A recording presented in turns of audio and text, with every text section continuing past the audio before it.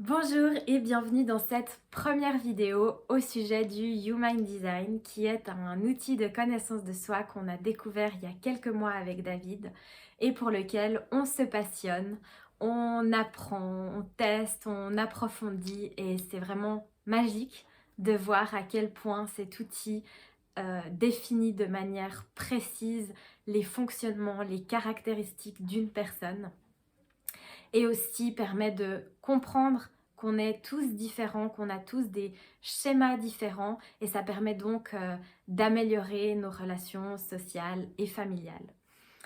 Du coup, on est en train d'implémenter cet outil au sein de nos coachings personnalisés pour toujours individualiser au mieux nos prises en charge. Et on a créé aussi un service Human Design à part entière pour les personnes qui ont envie d'en savoir un peu plus sur justement leur fonctionnement, ce qui est présent en eux depuis leur naissance. Voilà, et du coup dans cette première vidéo, l'objectif c'est de vous expliquer un peu comment lire un schéma, comment le comprendre parce que à première vue ça peut paraître un petit peu bizarre de voir ce schéma-là. Donc on va vous afficher à l'écran à quoi ressemble un schéma et puis si vous voulez générer le vôtre, on va vous mettre aussi un lien pour que vous puissiez aller regarder à quoi ça correspond. Donc ce qu'il faut savoir, c'est que le Human Design se base sur les caractéristiques qui étaient présentes au moment de votre naissance.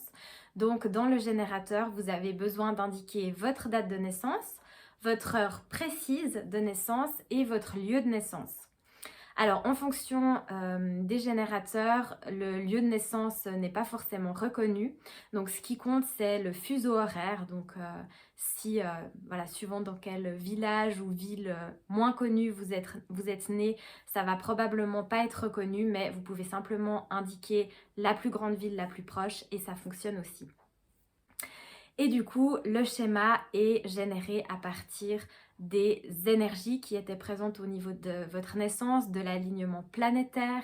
Ça permet de définir aussi des caractéristiques génétiques. Et du coup, votre schéma est le même du premier au dernier jour de votre vie. Ce que vous verrez en couleur, les portes, etc., que je vais vous expliquer, ne change pas tout au long de votre vie. Alors bien sûr que tout est évolutif, vous pouvez vraiment faire grandir certains paramètres, peut-être qu'à certains moments de votre vie, certains seront mis plus en retrait, mais les données de base restent les mêmes. Donc sur votre schéma, vous voyez certains triangles, certains carrés. Ça correspond à des centres. Donc tout le monde a 9 centres sur son schéma. En partant du haut, nous avons la tête. En dessous, nous avons l'ajna. Ensuite, la gorge.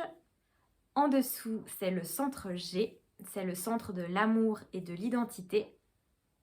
En dessous, vous avez le sacral qui va définir votre niveau d'énergie principalement, qui est différent selon les types. En dessous, vous avez la racine qui est le centre de la pression, de la gestion du stress. Tout à gauche, vous avez le splénique qui est le centre de l'instinct et de l'intuition. Tout à droite, vous avez le plexus solaire qui est le centre des émotions. Et entre le plexus solaire et le centre G, vous avez le centre du cœur qui est le centre de la motivation, de l'ego, de la volonté. Sur chaque schéma, vous avez vos centres qui vont être soit colorés, donc qui seront définis, ou alors qui seront blancs, qui sont non définis ou ouverts.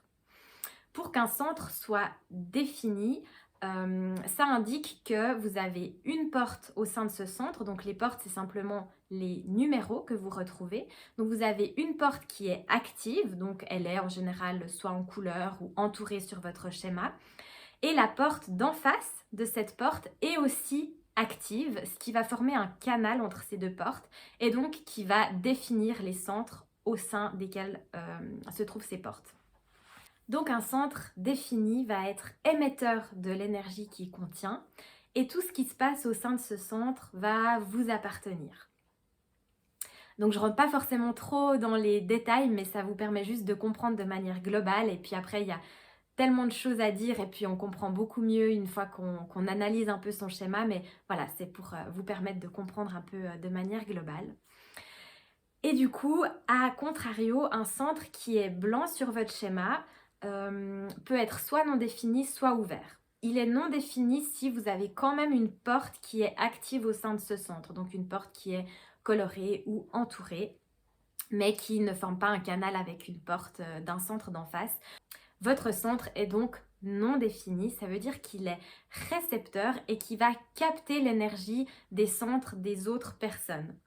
Ça veut dire par exemple que si vous avez parfois l'impression que vos émotions sont différentes si vous êtes seul ou avec d'autres personnes, ou bien vos pensées, ou bien votre stress, c'est potentiellement que votre centre en question est non défini et qu'il va capter ce qu'il se passe chez les autres.